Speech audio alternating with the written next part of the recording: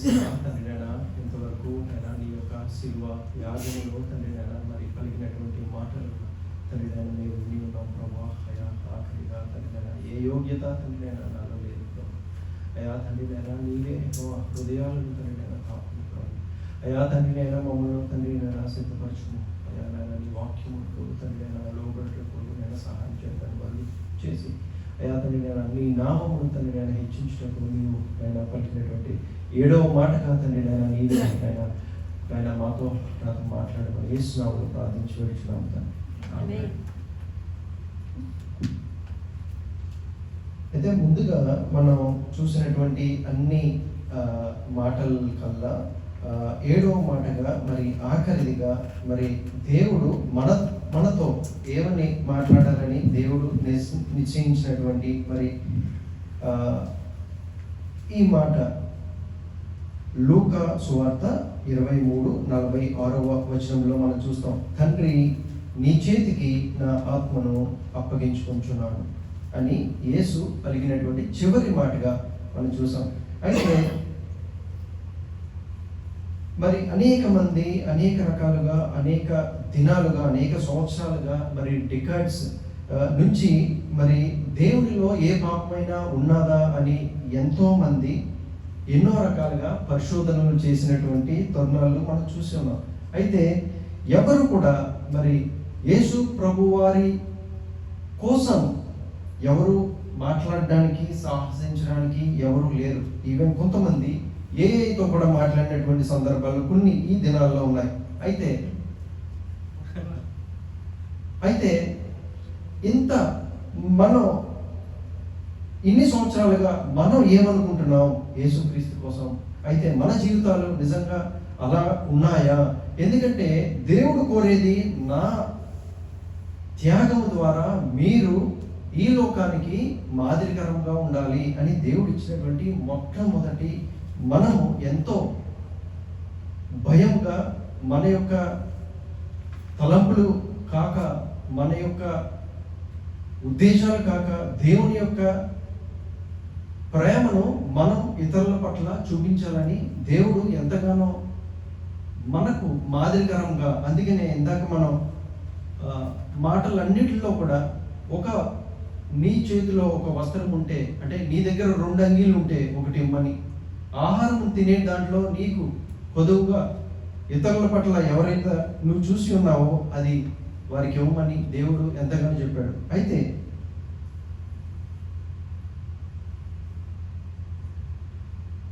ఈ ఆఖరి మాట నిజంగా ఆ యొక్క ప్రజలు, అంటే మనం చాలా మందిని మనం చూస్తాం, అంటే పొగిడేటువంటి జనాంగాన్ని చూస్తాం. తర్వాత ఆ చప్పట్లు కొంతమంది కొట్టకపోతే నిరుత్సాహపడేవారిని చూస్తాం. తర్వాత ఇంకా వారి దగ్గరికి ఎవరు వెళ్ళనటువంటి పరిస్థితులు చూస్తాం. ఎందుకనంటే వారిని గౌరవించలేదని. అనేక సార్లు మనం రాజకీయ వేత్తల్లో మరి వారి స్టేజ్ పైన వారిని గౌరవించలేదని మరి ఎంతో కిందకి అంటే పైకి ఎక్కలేనటువంటి ఈ మధ్య కాలంలో చూసినటువంటి అనేక మంది, అనేక కారణాలు, అనేక వ్యక్తిత్వాలు. అయితే మన రాజు, మన రక్షకుడు మరి సింహాసనాన్ని ఆయన అక్కడ విడిచి మన కోసము మన యొక్క పాప క్షమాపణను మనల్ని విమోచించడానికి మరి దేవుడు ఎంతగా ఆయనను తగ్గించుకొని మన కోసం జనసమూహము మనం మట్ల ద్వారంగా పామ్ సండేగా మనం చూసి ఉన్నాం, పోసన్న. అయితే అదే జనాంగం దేవుణ్ణి సిలువ వేయమని అడిచినటువంటి సందర్భం. అయితే మనం కూడా అదే రీతిలో ఆ జనాంగం వలె మనం ఉన్నామా? అది మనం ప్రశ్నించుకోవాలి. ఎందుకంటే దేవుడు ప్రతి ఒక్కరికి వ్యక్తిగతమైనటువంటి మరి రక్షకుడుగా ఆయనను వ్యక్తపరుచుకున్నాడు. అయితే కుటుంబంలో మరి కుటుంబం అంతా రక్షింపబడిన మరి రక్షణ అనేది వ్యక్తిగతం. కాబట్టి రక్షణ ఇందాక అన్న చెప్పినట్లుగా ఇదే అనుకూల దినము, నేడే రక్షణ దినం. కాబట్టి మనము ఏ విధంగా ఉండాలి అన్నది ఆ శిలువ యాగంలో మనం చూస్తే, అయితే ఆ సందర్భం నిజంగా మరి ఎంతో మందిని కదిలింపబడినటువంటి ప్రతి ఒక్కరు, మనం కాదు మరి హైందత్వంలో ఉన్నటువంటి మరి ప్రజలు కూడా దేవుని యొక్క శిలువను, ఆయన యొక్క మరణమును, పునరుద్ధానమును ఎవరు వేలు పెట్టి చూపించలేనటువంటి పరిస్థితుల్లో ఉన్నటువంటి ఆయన, ఎవడైనను నాలో పాపం ఉన్నదని కనుగొనగలడా? అయితే దేవుణ్ణి మరి ఫాలోవర్స్గా ఉన్నాము అని చెప్పుకుంటున్నటువంటి వ్యక్తుల్లో పాపములు కనబడచ్చు, కానీ ఆయనలో ఏ పాపము లేదు. అయితే జరిగినటువంటి సంఘటన అక్కడ మరి కలిసివేసినటువంటి ఆ సందర్భము, ఆ గడియలో మరి దేవాలయపు మరి ఎప్పుడైతే దేవుడు ఆయన తండ్రికి అప్పగించినటువంటి ఆ అధికారముచే ఆయన మాత్రమే ప్రాణమును పెట్టగలడు, ప్రాణమును తీసుకోగలడు. అయితే ప్రకటన గ్రంథంలో మనం 1వ అధ్యాయము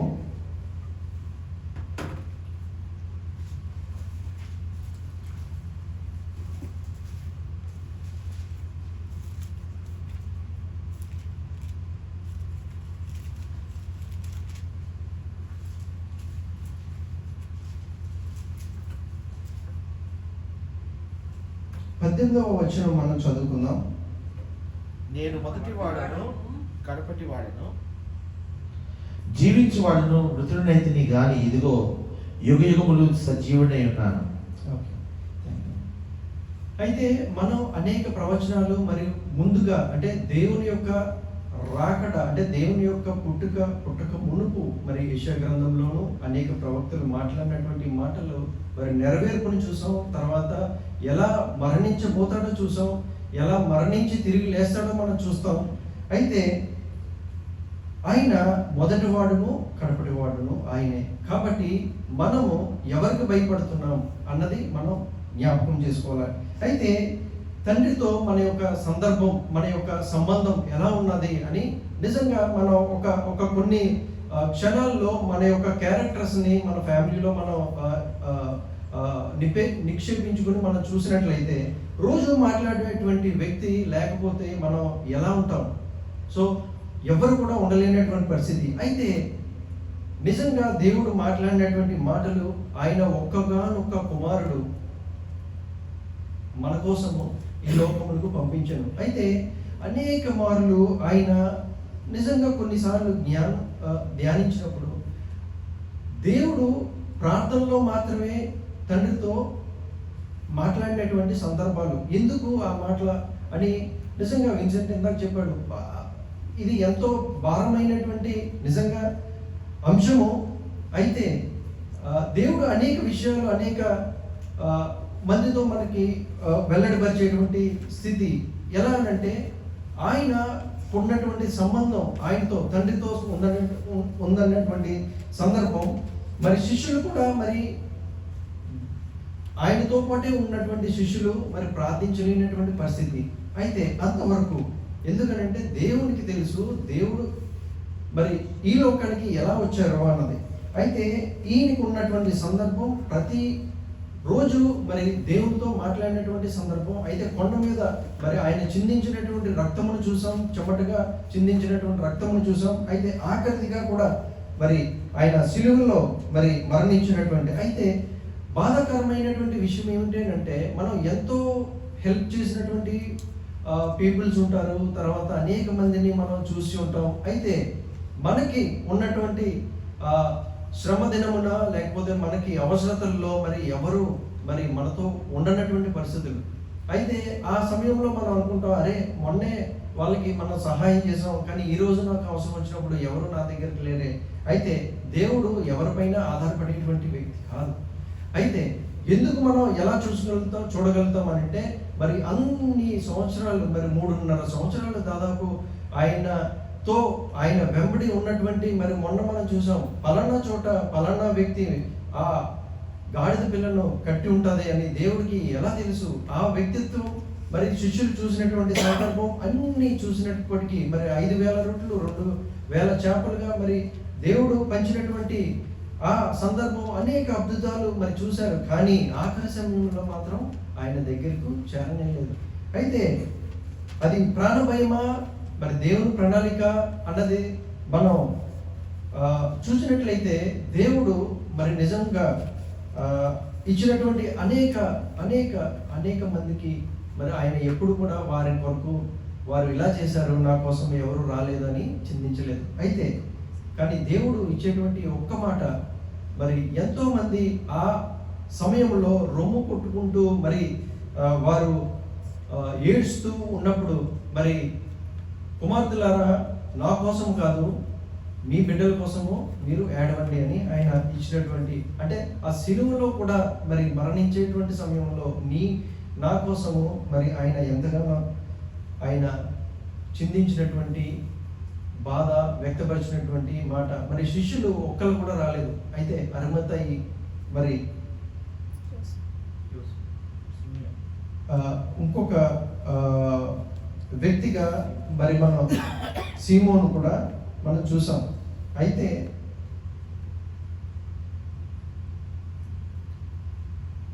వారిద్దరూ మాత్రమే మరి యేసు శరీరాన్ని దింపేటువంటి నికోదేము మరియు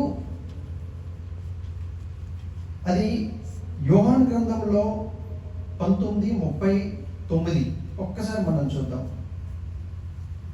యోహాను 19:39.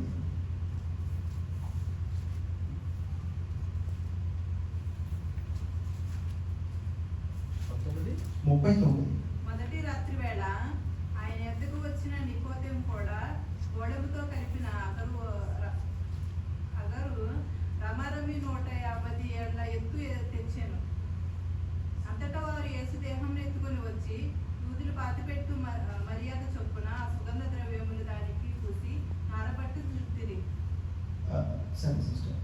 అయితే ఈ నికోదేము మరి ఏ పరిస్థితుల్లో మరి ఆ ద్వారం గుండా వెళ్ళినప్పుడు మరి ఎంతో వీళ్ళు చూసినటువంటి ఆ యొక్క స్థితిని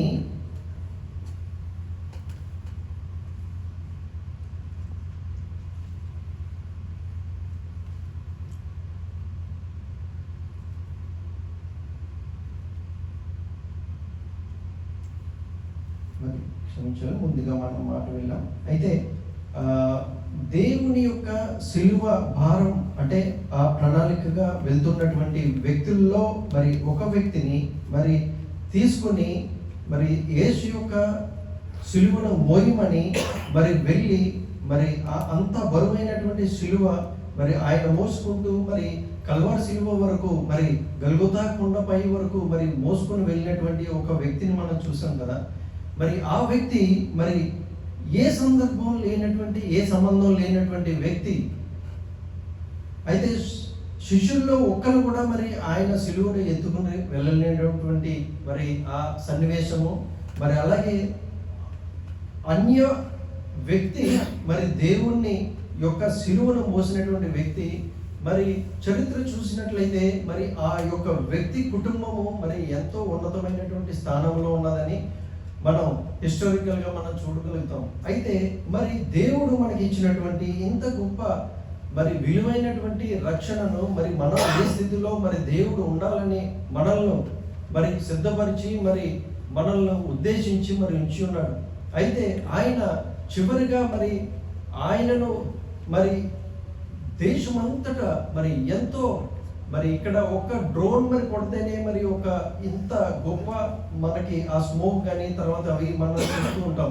అయితే మరి ఆ గడియలో మరి దేవుని యొక్క ఆత్మను మరి దేవునికి మరి తండ్రికి అప్పగించినటువంటి సమయంలో మరి ఎంత వేదనగా మరి దేవుడు అర్పించి ఉన్నాడు. అయితే ఆయన ప్రాణము ఆయనే స్వచిత్తముగా మరి ఆయన అర్పించినటువంటి విధానము. అయితే దానికి నిదర్శనము మరి దేశమంతటా మరి భూకంపం కలిగి మరి దేవాలయపు తెర మరి పైనుండి కింద వరకు మరి చీల్చబడి మరి బండలు మరి బద్దలయ్యి మరి ఎంతగా ప్రకృతి మరి దేవుడు సృష్టించినటువంటి ఆ యొక్క ప్రతి ఒక్కటి స్పందించింది. మనం ఎలా ఉన్నాం, మన జీవితంలో మరి దేవుడు నిర్ణయించినటువంటి మరి నిర్ణీత కాలంలో మరి దేవుడు నిజమే ఒక వ్యక్తి ఒక ఎంపీ మరి ఒక ప్రదేశానికి వెళ్ళాలి అని నిశ్చయించుకున్నప్పుడు మరి కేవలం ఒక నెల ప్రాంతంలో మరి ఆ వ్యక్తి కోసము ప్రకటన జరుగుతుంది.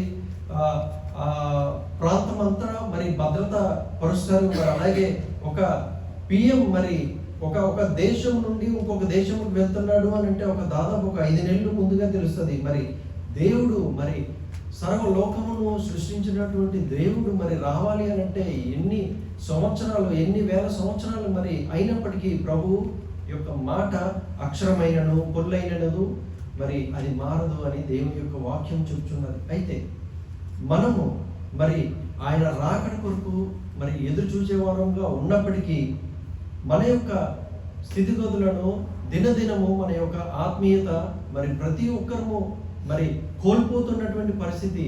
ఎందుకంటే మరి అంత్యకాలములో మరి ప్రతి ఒక్కరూ ఆత్మలు చల్లార్చుకోవును అని దేవుని వాక్యమే చెప్తున్నది. అయితే దీని కొరకు ప్రార్థించుడి అని దేవుడు మన కోసము ఆయన చనిపోయినటువంటి తర్వాత ముందుగానే నిర్ణయించినటువంటి ప్రకారముగా ఆయన పరిశుద్ధాత్మునిగా మరి మన మధ్య మరి దేవుడు ఉంచున్నాడు. అయితే మరొక్కసారి మనమందరం కలిసి ఒక్కసారి లేచి నిలబడి మరి దేవునికి ఒక్కసారి మనం ప్రార్థన పూర్వకంగా మనం ప్రార్థి